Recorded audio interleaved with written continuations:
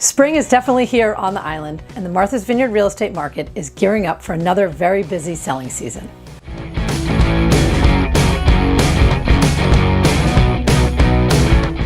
Hi, I'm Jen O'Hanlon with Wallace & Company, Sotheby's International Realty. Today I'm going to talk about some statistics from this March and compare it to last year. I think that comparisons are important because it tells us so much about what has happened in the past year and what we may be able to expect over the months to come. I'm also going to give some guidance to buyers this month, since it has been an extremely frustrating time, to say the least, for anyone out there looking to buy a home. Buyers are seeing prices continue to rise and interest rates creeping up.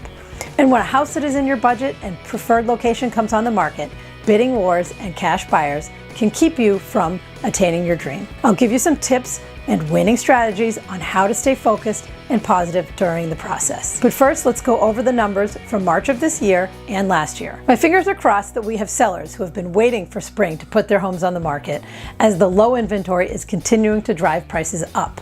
Take a look at these numbers. In March of this year, there were just 81 available homes compared to 181 last year. The absorption rate is the number of properties available for sale in a given market divided by the number of properties sold in a given period of time. It is often used to determine if it is a seller's or buyer's market. A balanced market usually has an absorption rate between 5 to 7 months. Clearly, we are in a seller's market with just 1 month of inventory, and last March we were at a more normal level at 5 months. Now look at the percentage of assessed value that homes are selling for.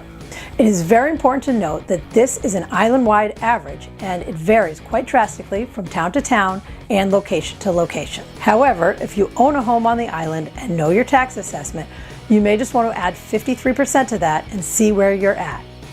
And if you want to find out if that is at all realistic, give me a call and I'll let you know. Moving on to homes sold, median selling price, and average days on the market. This March we had 41 sold versus 29, and a staggering difference in median selling price from approximately $850,000 last year to about $1.1 million this March.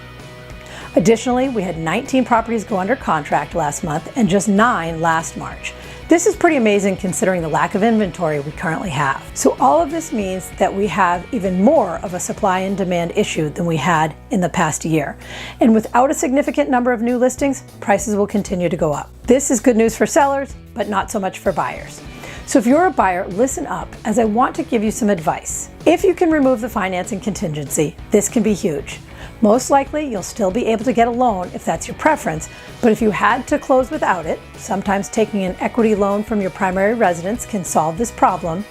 This can make the difference in winning over competition, since you'll be able to close sooner than most. You've probably heard of writing a letter to the seller to let them know exactly why their house is the one. And sometimes that's all it takes for a seller to agree, especially if a seller has lived in the home for decades and their move is a sentimental one. But be careful on this one, as you need to keep the story about why you love the house, not about you personally.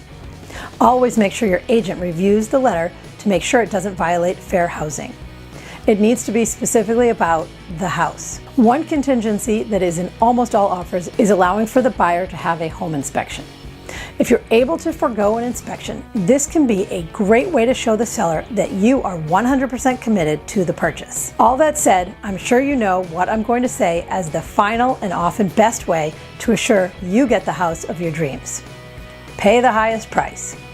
It's not always the way to win, but simply put, if you want something, you have to pay for it. And a final reminder to buyers: try not to get emotionally attached to a home, and don't take it personally if your offer doesn't get accepted. It doesn't seem fair, especially if this is going to be your first home or primary residence, but you have to keep your eye on the prize, stay focused on the end result. Hook up with an agent who is going to search far and wide for properties that may not be officially on the market, and who is available nights and weekends to get your offer submitted as soon as a property comes on the market. I hope all of this information has been helpful, and if you're looking for counsel on buying or selling on Martha's Vineyard, just text or call and I'm happy to answer any questions you may have. Thanks and have a great day.